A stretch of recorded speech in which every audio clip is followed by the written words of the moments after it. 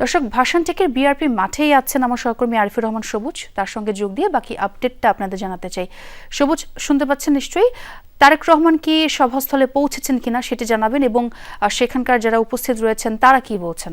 পর্যন্ত তারেক রহমান এই জনসভার যে স্থল সেখানে এসে পৌঁছানো এবং জনসভাটি আনুষ্ঠানিকভাবে শুরু হয়েছে। এখানে যে স্থানীয় নেতাকর্মীরা, বিশেষ করে ভাসানটেক এবং এই সংসদীয় এলাকাটি যেহেতু গুলশান বাগানি এবং ক্যান্টনমেন্ট এলাকা জুড়ে, এই স্থানীয় নেতাকর্মীরা এই মঞ্চে উঠেছেন এবং তারা বক্তব্য দিচ্ছেন। এবং এই যে নির্বাচনী প্রচারণা, তারেক রহমান এই এলাকার প্রার্থী এবং সেই কারণে এই এলাকার মানুষের যে উচ্ছ্বাস, অর্থাৎ দলীয় প্রধান আসছেন সেই কারণে যে উচ্ছ্বাসটি সেটি নয়, তিনি এই এলাকার প্রার্থী।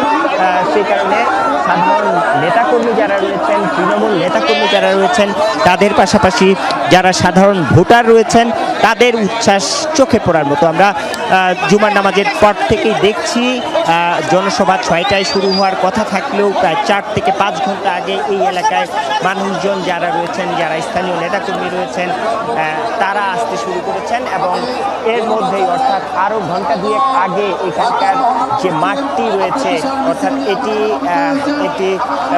ভাসানটেকের যে এলাকাটি, সেই এলাকাটি, অর্থাৎ এই যে আসনটি, এই আসনটির অন্যান্য এলাকার চেয়ে কিছুটা সুবিধা বঞ্চিত। সেই কারণে এই এলাকাটিতে মূলত বিএনপির যে প্রধান তার যে জনসভা এই জায়গাটিতে বেছে সেখানে এই এলাকার মানুষের মধ্যে বেশি। এইখানে তারা জনসভা করছেন, প্রথম নির্বাচনী জনসভা এলাকায়, সেই হিসাবে মানুষজন আসলে বেশ খুশি। এবং তারা বলছেন যে বিগত সময়গুলোতে এই এলাকাটির যে উন্নয়ন হওয়ার কথা ছিল, সেই উন্নয়ন হয়নি। যেহেতু দলীয় প্রধান তারেক রহমান এবং এর পাশাপাশি তিনি এই নির্বাচনী এলাকা থেকে নির্বাচন করছেন, তিনি নির্বাচিত হলে এই এলাকার যে কাঙ্ক্ষিত উন্নয়ন, সেই কাঙ্ক্ষিত উন্নয়ন আসলে হবে।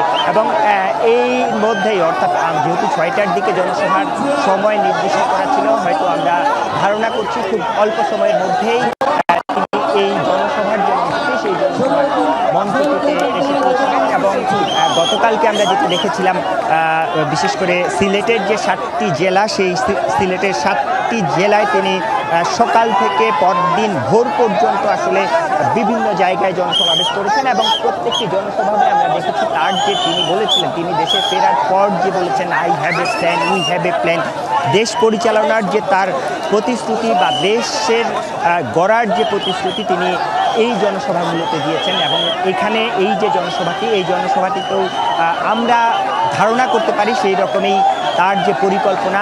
তিনি যদি বিএনপি যদি এই যে নির্বাচন, 12 তারিখের যে নির্বাচন, সেই নির্বাচনে যদি জয়লাভ করে এবং সেইখানে যদি বিএনপি ক্ষমতায় যেতে পারে, তাহলে তার যে পরিকল্পনা, সেই পরিকল্পনাগুলো দিয়ে মূলত এই যে নেতাকর্মীরা, সাধারণ ভোটাররা তাদেরকে তার পরিকল্পনার কথা জানাচ্ছেন। এবং এই পরিকল্পনা তিনি কীভাবে বাস্তবায়ন করবেন, সেই প্রতিশ্রুতিও, সেটির বাস্তবায়ন প্রক্রিয়াও কিন্তু তিনি বিভিন্নভাবে তার যে বিষয়গুলো রয়েছে সেই জনসভাটি দিচ্ছেন। এবং আজকের এই জনসভাটি বেশ গুরুত্বপূর্ণ, যেটি বলছিলাম যে তিনি সিলেটে কালকে তার জনসভাটি করেছেন, তারপরে দ্বিতীয় জনসভা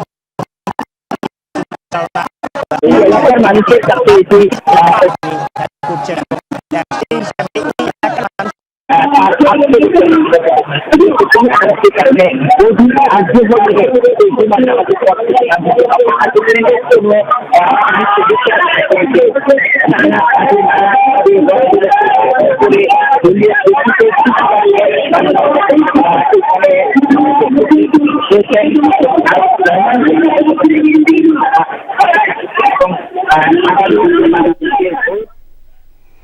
দর্শক, আমার সহকর্মী সবুজ আমার সঙ্গে যোগ দিয়েছিলেন ভাসানটেক থেকে।